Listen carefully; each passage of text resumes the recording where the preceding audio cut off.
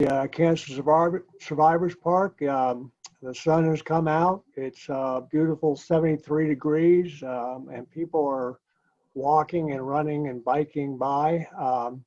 I'd like to welcome you to the Cancer Prevention and Wellness Series, sponsored by the Cancer Survivors Park Alliance. I am Jeff Giguere. I'm a medical oncologist, and I'll be your guide for this series.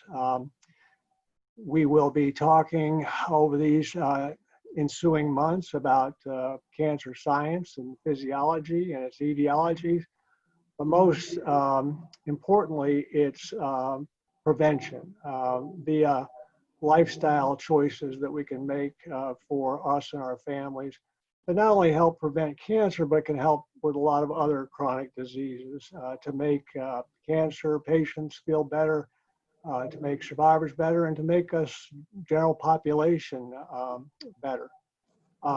We are doing this virtually, as we are doing everything virtually in 2020.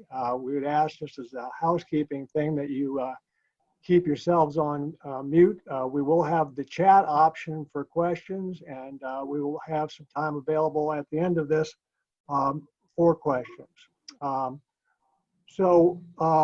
Tonight, we're going to talk about a very important subject. We have with us Finley Nadler, who is a registered and certified licensed dietitian and nutritionist with the Prisma Cancer Institute.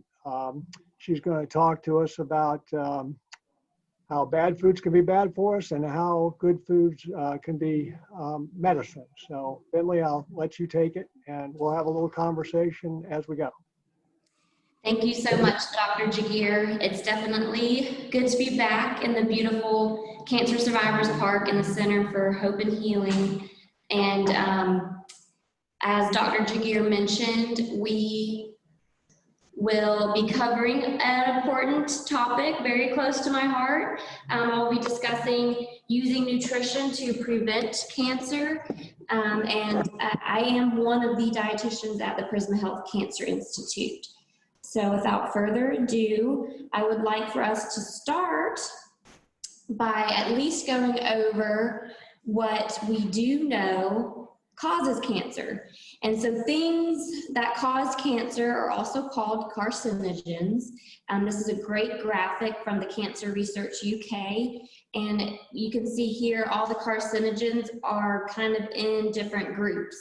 Group 1, Group 2A, Group 2B, and so forth. And so Group 1 are the group of foods, beverages, certain things in our environment that we do have enough science, we do have enough studies, we do have enough evidence to say, yes, these actually do cause cancer. And so we see here, we have alcoholic beverages, we have smoking, we have our processed meats. And then right below it, we have our group 2A carcinogens. And this kind of group just says that we may not have enough evidence or as much evidence as group 1 to put them in group 1, but we have a good amount of evidence to say that these probably cause cancer. And we see here red meats are in this classification. So I'll dive a little bit further into these carcinogens a little bit later, but I'll also be talking about foods that can help us. So not just talking about the foods that can harm us. And I will be kind of using this graphic from the World Cancer Research Fund and the American Institute for Cancer Research as kind of our guide for our discussion today. So to start with, we will talk about how being a healthy weight can reduce our cancer risk and can also reduce if we have already had cancer, how it can reduce our risk for recurrence. So I know many of you ask, what does a healthy weight mean? And how do I know if I'm at a healthy weight? You go to the doctor every so often and you get weighed and you get your height taken. Well, that weight and that height that you get taken at the doctor's office is calculated into what is called body mass index. And so I have the calculation over here on the far right of your screen. And so it's based on your body weight multiplied, divided by your height in inches squared, and you get this number. And that can categorize you, as you see in this chart, either being underweight, healthy weight, overweight, obese, or even severely obese. So you can kind of use roughly, you know, how tall you are and look across the chart and see what kind of classification you fit in. So Finley, one of the things that I always, this BMI of 24 is the highest for healthy weight. It's not as accurate for people who are muscular, which is what I always use as my excuse. But you know, some people try to get the ideal body weight, some more successful than others, but we have in this country a great deal, almost an epidemic of overweight and obesity, and, you know, morbid obesity. And does that have an actual cancer risk aspect to it? Absolutely. So that's a great question. Studies have actually shown that an increased BMI that is also correlated with high levels of fat cells. So maybe not a high BMI and you have a high level of muscle, but a high BMI and you have a high level of fat tissue. It's been shown that these fat cells can produce hormones, more specifically estrogen. And so some of our cancers are estrogen driven, like our breast cancer. And so being obese or having a high percentage of fat can increase your risk for breast cancer. And even having a sedentary lifestyle that might lead to overweight, obesity, has also been shown to increase your risk for certain cancers like colorectal cancer. Just because exercise is so good for us, it helps us get moving, it helps us get our digestion moving. And so that is why it's related to some of that colon cancer too. I'm sure there are others, but the breast cancer and the colon cancer are the first two that come to mind specifically, but obesity is a big risk factor for multiple types of cancer. Okay, so moving on. Next, we will discuss why eating a diet rich in whole grains, vegetables, fruits, and beans is a part of the cancer prevention recommendation. So what all of these foods have in common, the whole grains, the vegetables, the fruits, the beans, they're grown from the earth. They're all from plants. And so you might also see this type of lifestyle of eating, this eating pattern. You might hear it be called plant-based, you might hear it called plant-focused, and there's a lot of other diets that kind of fall in that umbrella of plant-based. And so these are some of them. You have a vegan diet, you have a lacto-ovo-vegetarian diet, a pescatarian diet, and then, you know, even like a flexitarian or a semi-vegetarian diet where you do still incorporate moderation of animal foods. It's still considered a plant-based diet. So the type of eating pattern that I'm going to discuss today doesn't necessarily mean you have to go vegan, doesn't necessarily mean you have to completely cut, you know, a lot of these foods out. We just want the main focus of your meal to be on foods that do come from plants. And so we like to recommend that to a lot of patients because there are so many benefits that come from eating very much plant-focused. Longevity, you do live a longer life. People tend to have a lower BMI. Inflammation is often reduced. You can reduce your risk of heart disease, type 2 diabetes, gut health and your immune system improves, brain function improves, and then the main reason why we're talking about it today, it does indeed lower your risk of cancer. And so one of the biggest parts of the plant-focused diet, or kind of eating a lot of plant foods, And the connection with these benefits is they contain a lot of nutrients called phytochemicals. You might see them called phytonutrients. And these help give off that bright pigment, those bright hues that we get in a lot of our fruits and vegetables and beans and other things from the earth. And so studies have shown that these phytochemicals can help your immune system, really does stimulate it, which is really important nowadays. It also helps block substances that we eat or drink or breathe in from the environment from becoming carcinogenic. So I want you guys to remember that right there, because I'm going to talk a lot about balance and why balance is important.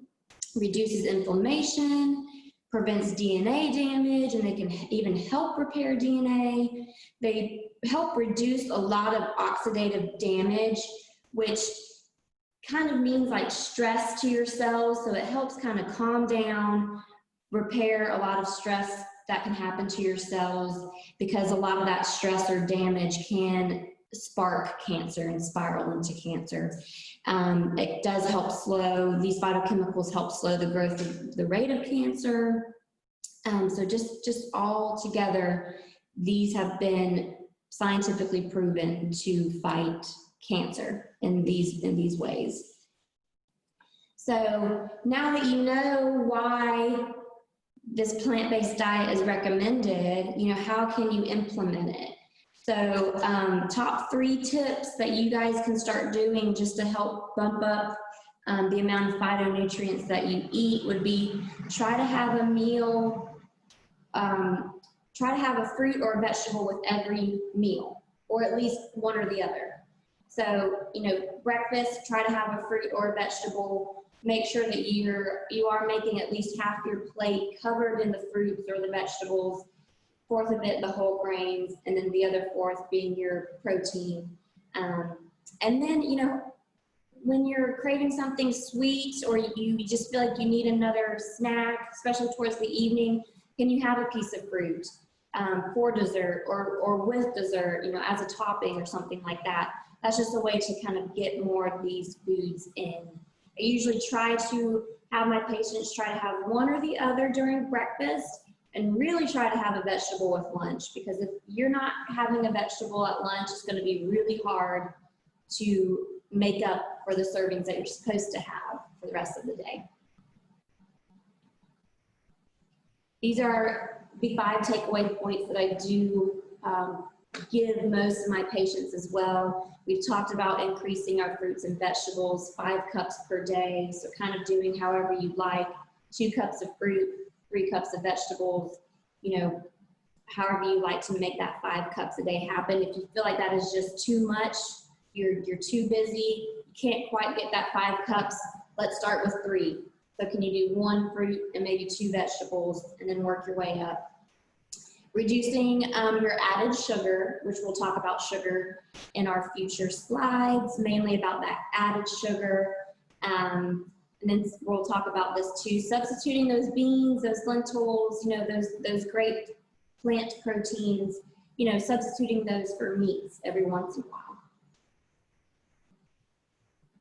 And the last 2 would be trying to include more of our whole grains. So this includes oatmeal, brown rice, wild rice, bran cereals, you name it, quinoa, things like that have a lot more protein and a lot more fiber with every bite.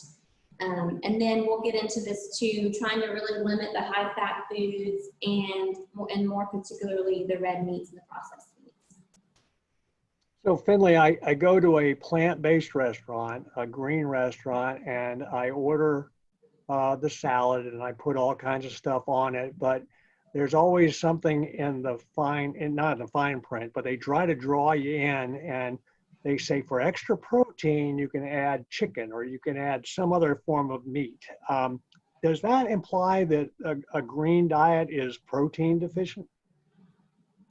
Not at all. You're absolutely right. I've had the same thing happen to me, and I've had to educate the people at the restaurant. No, thank you. I wouldn't like to add any more protein because I actually do have enough protein in my meal right now. A lot of our leafy green vegetables are a good source of protein, maybe not as much as meat, but our spinach, our broccoli, our kale, they all have iron and protein. And then mixed in with anything else that you might have in a salad, like some seeds or nuts, or even beans that you can have on a salad, even a whole grain like some quinoa you can mix in a salad. That does provide you plenty of protein and plenty of the amino acids that your body needs to continue your daily living. So yeah, I've actually had that happen to me once or twice before too, but I think that just might be a way for them to try to bump up that bill for you. They do try to do that. So good, moving right along. Next, I'm gonna kind of group together this limit consumption of fast foods, processed foods, and limiting our sugary foods and sugar sweetened drinks, just because usually, if we are going through a drive-through, we are tempted to do all of this. We're tempted to have a sugary sweetened beverage, and we're tempted to have some of these foods higher in fat and sugar. So the American Institute for Cancer Research just flats out, they just say, just skip the junk food.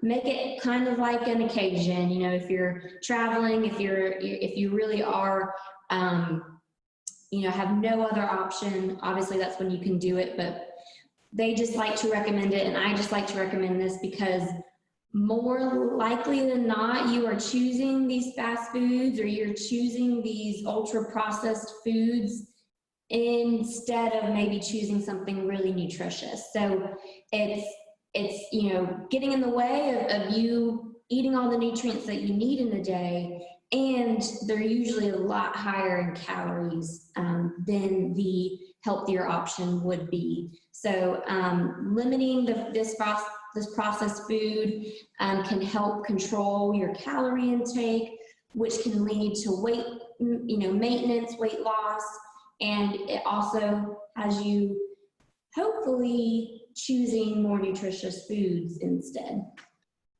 So it's not that junk food causes cancer or sugar causes cancer, but it just means you're probably taking in a lot more calories and choosing a lot less nutrient-dense foods when you are choosing those types of foods. So the link, the sugar and cancer kind of link is a very hot topic, but you know, there's just not enough evidence to say that sugar causes cancer. There's definitely not a direct link to put sugar in that group 1 carcinogen grouping, but we do know it can lead to weight gain, obesity. If we're kind of stuck on our sugar cravings, we can see some pounds put on us. And like in my earlier slides, that weight increase does increase your risk for certain cancers. Sugar also breaks down, so do a lot of our refined carbs, a lot of our white breads, our white rices, you know, a lot of our really, really refined carbohydrates, and our sugar makes our insulin have to come out, do its job, calm down our blood sugar, and the more times that our insulin has to do that, it can get deficient and resistance. That's where insulin resistant comes into play. And with this resistance can cause type 2 diabetes, and it can cause our growth in our cells. And so some of those cells could be cancer cells, and so it can cause those to have a growth factor. So, you know, what can you do? You like to have your occasional, you know, sweets. You know, the holidays are coming up. Halloween is just right around the corner, but maintaining a healthy weight, moving more. Research suggests that more active people, the more that you are burning your energy, your calories, you can increase your carbohydrates. And your body's a little bit more efficient with metabolizing those carbohydrates. Spread them out, you know, kind of think about maybe not having something super, super sugary 3 meals a day, or, you know, in your snacks, and trying not to choose some refined carbohydrates all the time, you know, like our biscuits or grits in the morning, and then also choosing like a white bread for lunch, and then, you know, the same sort of choice at dinner. So just try to spread them out. Frequent meals, small frequent meals that do have a balance of protein, has a balance of fiber, those help us control our appetite, and they help control our insulin. And I'll get into a little bit more about how to balance those carbohydrates, and also how to choose quality carbohydrates and kind of what that means. So these quality carbohydrates basically mean I would like for you guys to choose more foods that are higher in fiber. This generally makes them have a low glycemic index. You might see that on a lot of certain products. A lot of diabetic products might have that kind of phrase on them. This just means when you eat that product, if it's a low glycemic index, our blood sugars kind of raise a little bit, and then they eventually level out. If it's high in a glycemic index, which usually means it's very low in fiber, if we're talking about a carbohydrate, which we usually are, it will instantly spike your sugar, and then you'll instantly drop it. And that spike and that drop makes us kind of have a crash, makes us feel instantly hungry. It just does not keep us satisfied very long. So carbohydrates, you're really looking for high fiber. I usually tell my patients, if it's a grain of some kind, a cereal, a pasta, what have you, try to shoot for at least 3 grams of fiber on that label, 3 or more.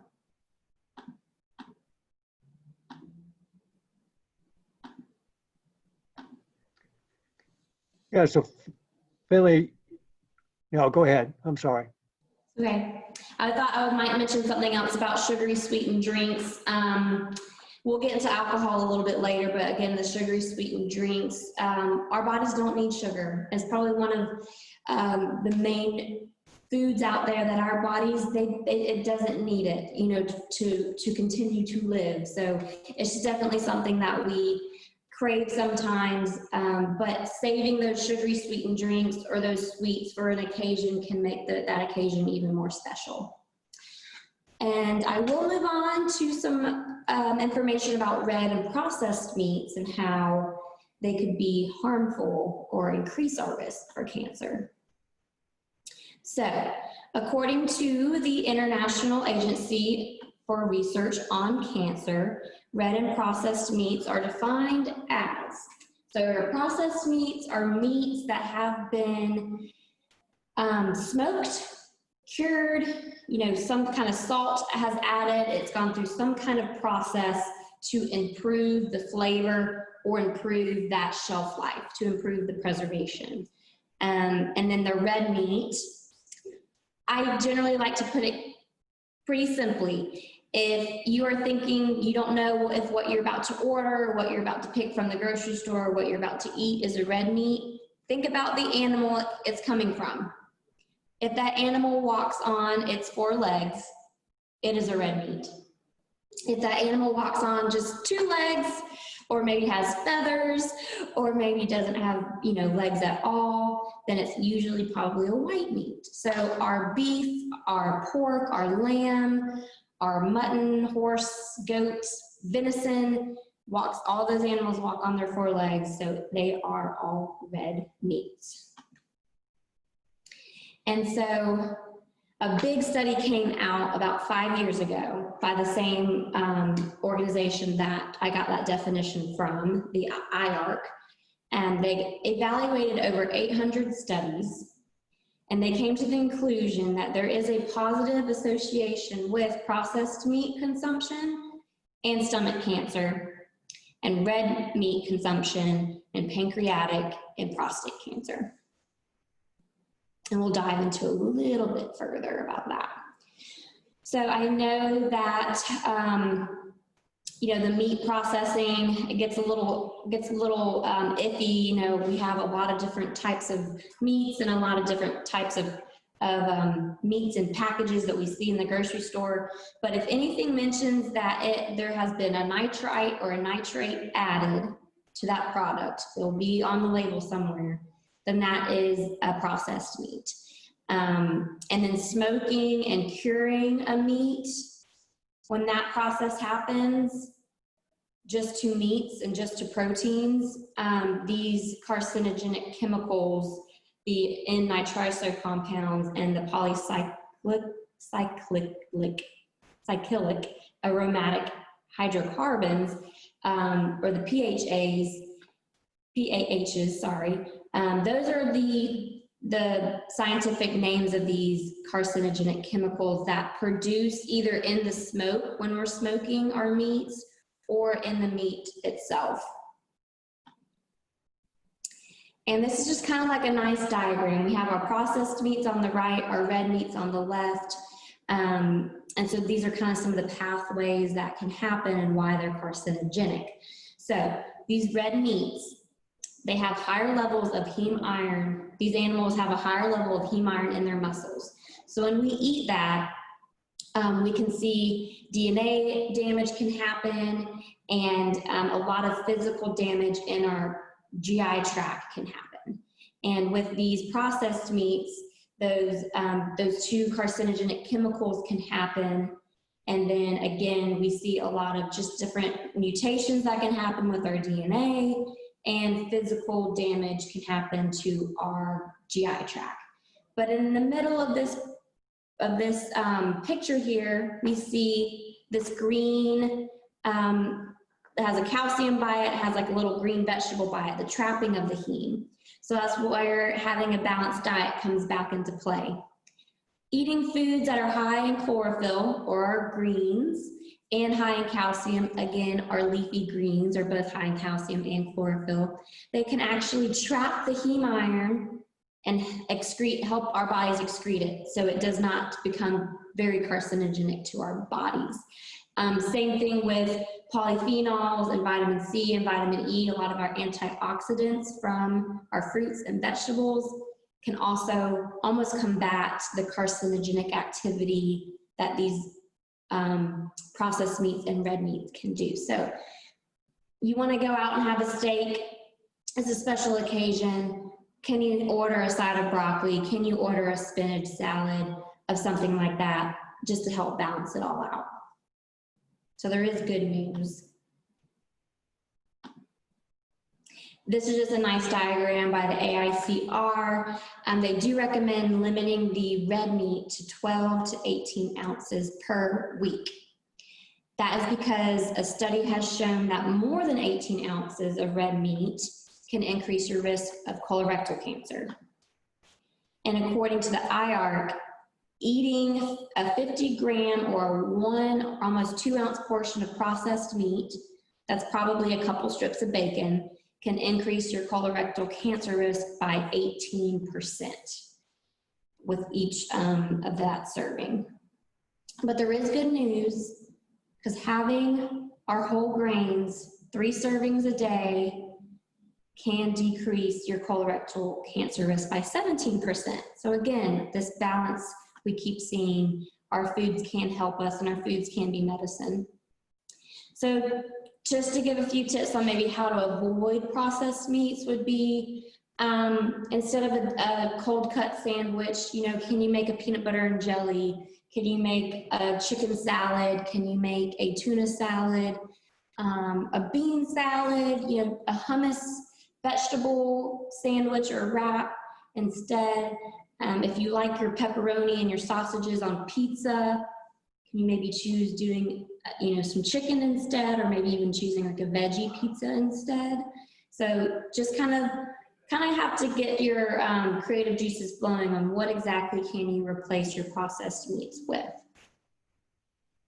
So Finley, your clientele's a little bit different. I mean, you're obviously in the Cancer Institute, you're dealing with patients that are going through therapy, and obviously you're seeing some people after they've gone through therapy and they're survivors and they're fairly motivated to do something active to help their health. But it's a process. It's not one day you're eating meat, the next day you're a vegan. So do you explain that? I was paying attention on the 4 legs versus 2 legs with Thanksgiving coming up, and I was happy that turkey is a 2 legs with feathers, and maybe you'd be a little more lenient with me on that. Of course, of course. Yeah, it's good news. You can have your Thanksgiving turkey. Maybe think twice about smoking it. I've had to give that talk to my dad a time or two. But again, trying to have your vegetables with everything. But no, you're exactly right. This is not going to be a switch, a simple switch on. And you're not going to do this overnight. If patients come to me that are really motivated, I usually sit down and make a list with them. Can you list all the animal foods that you usually eat?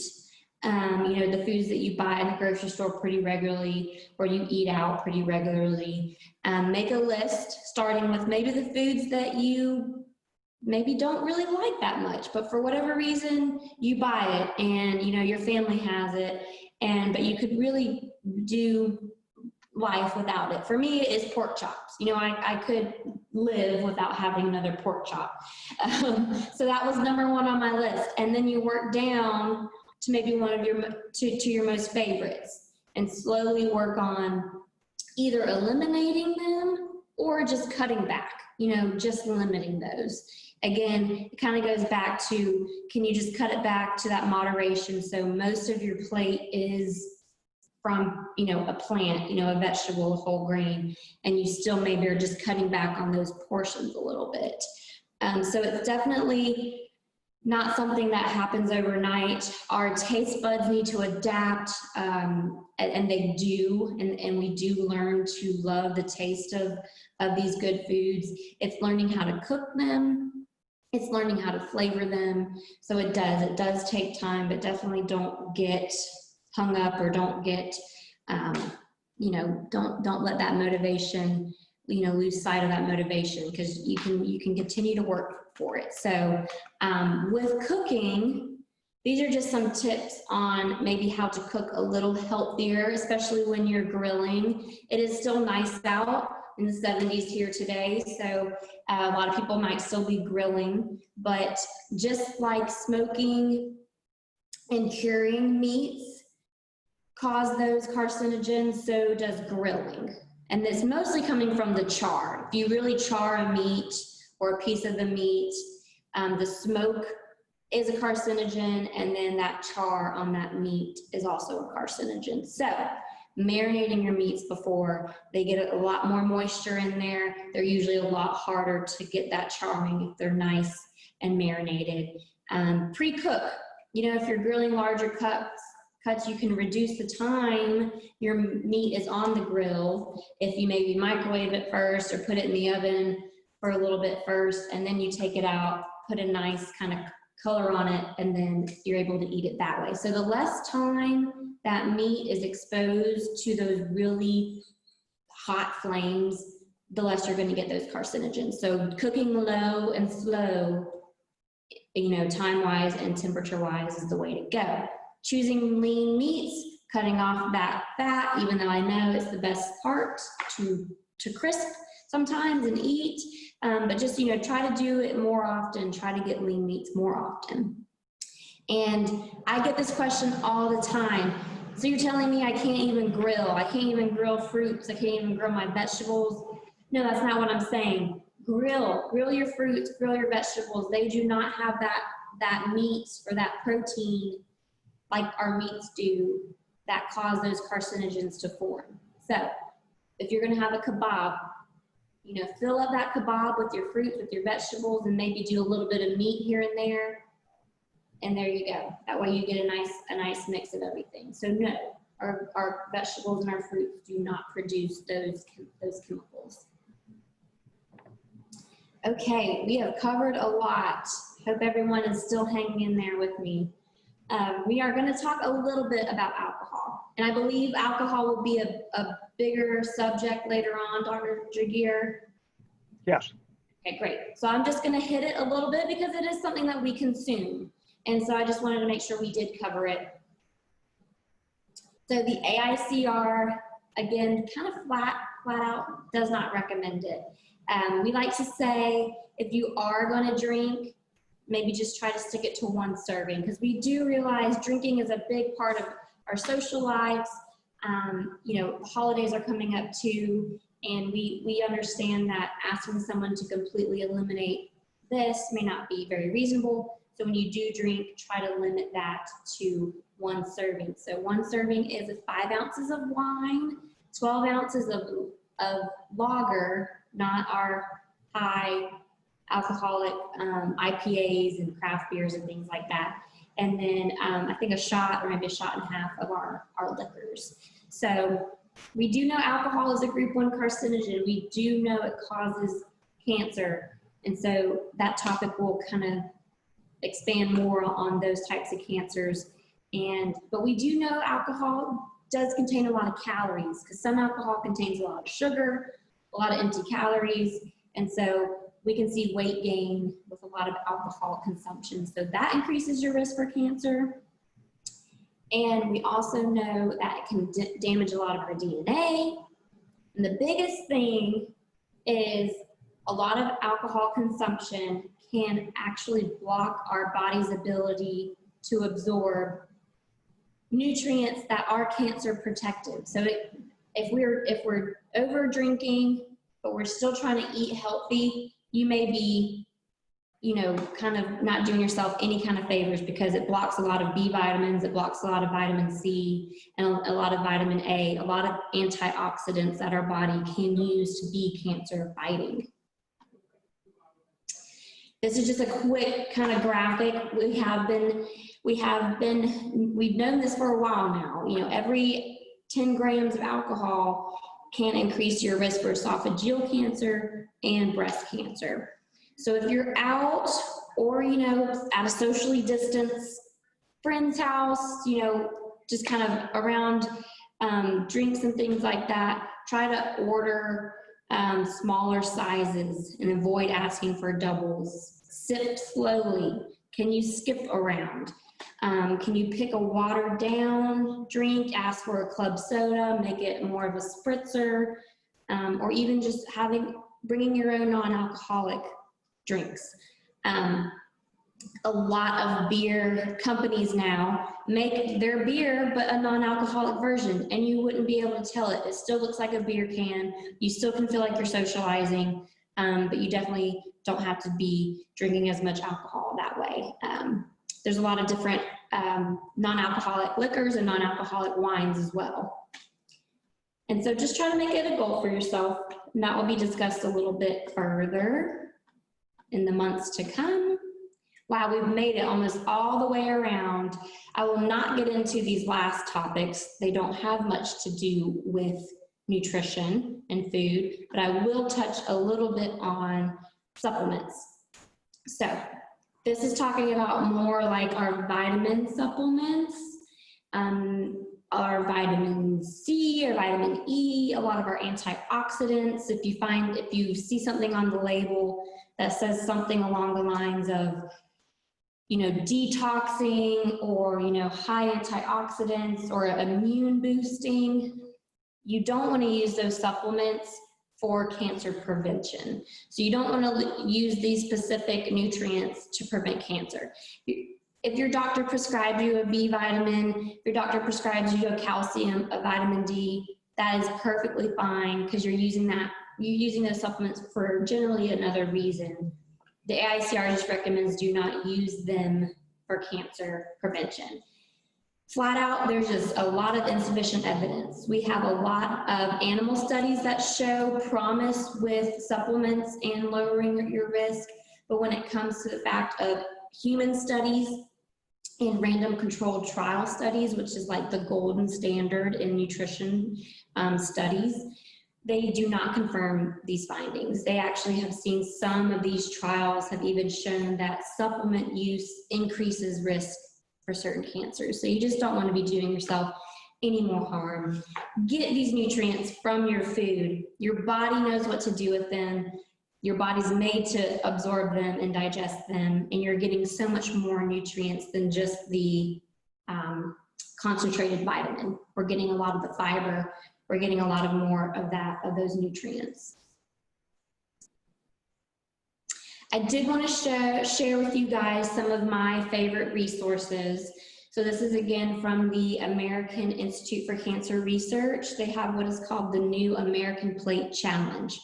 It kind of helps you step by step really work on lowering maybe the size of that meat on your plate and really trying to do more of the plant foods on your plate. So it's a great resource if you're needing some kind of guidance. And these are some of my favorite books, websites, cookbooks. A lot of these websites have recipes, they have meal plans, you know, so if you kind of know where to look, you know, a lot of this stuff can be, you know, really kind of easy to find. I always love to find blogs by other dietitians. Karen Collins is a dietitian, pretty famous in the cancer world. So it's just good to kind of know what to look for. So I thought I would make it easy for you guys and give you guys a list. And this will be shared, recorded, it's being recorded, so this will be shared with everybody. I think that might be it. These are my references if anyone wanted to look into the studies or the articles that I referenced. And we could go to questions if anyone. Well, I am thrilled that we do have some questions. One that doesn't have any legs is fish, and so wanted you to comment on that and as to whether or not that is a meat that has less connotations.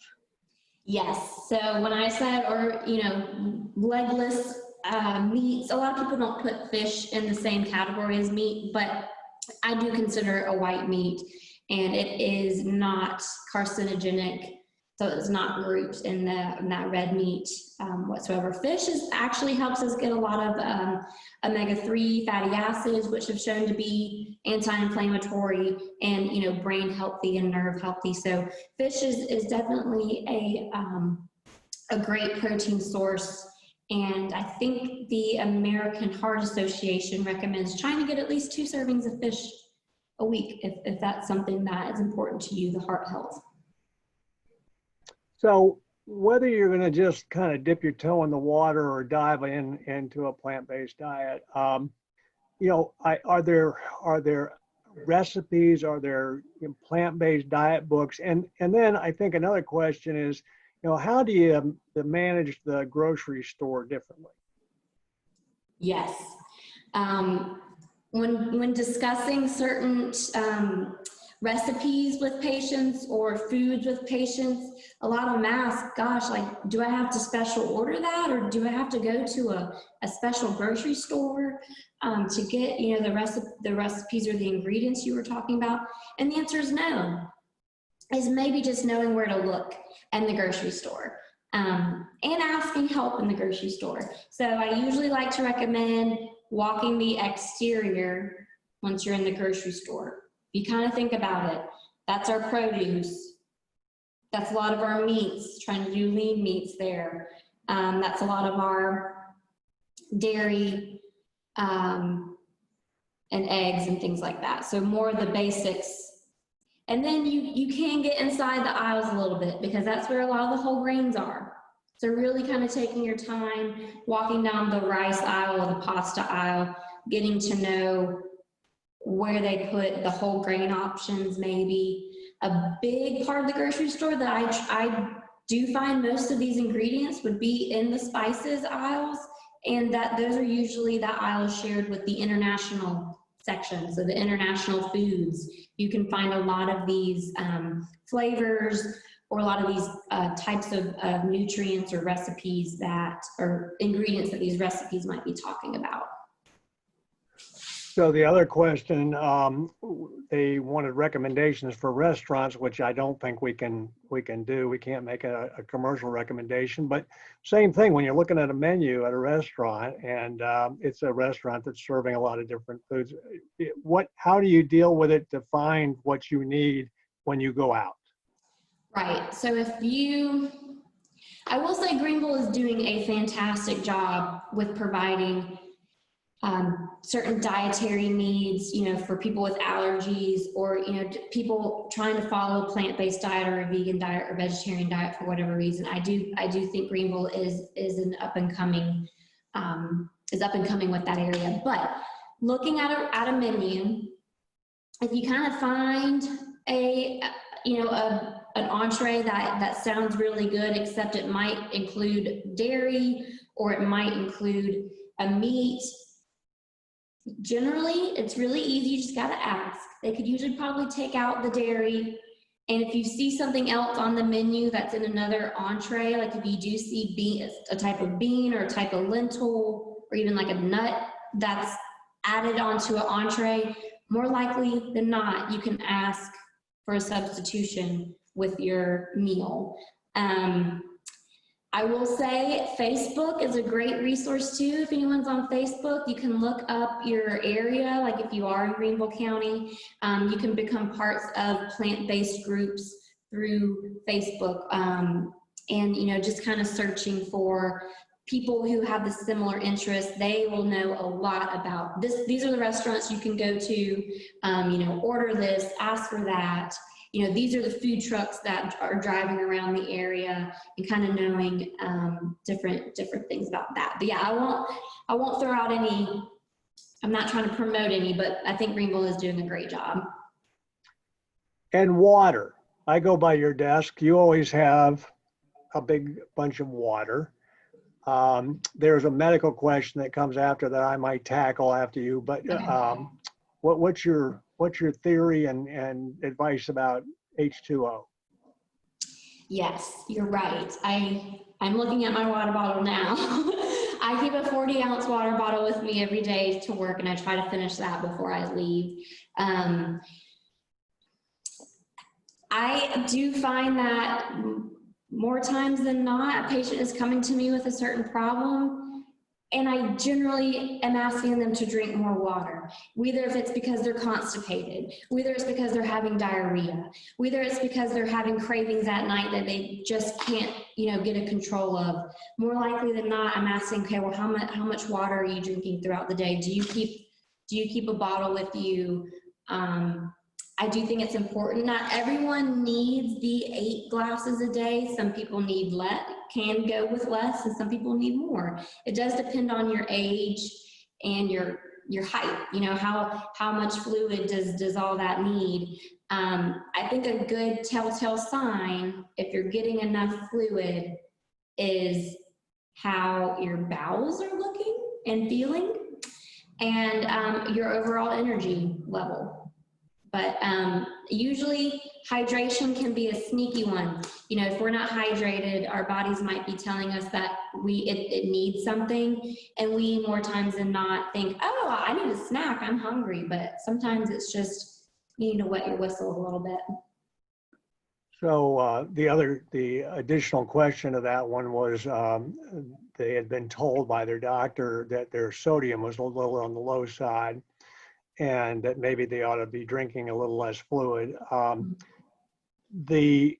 In my experience, low sodium is secondary to mismanagement of water, but that's usually something that's happening with the body. It's very difficult for you to drink so much water that your sodium is diluted.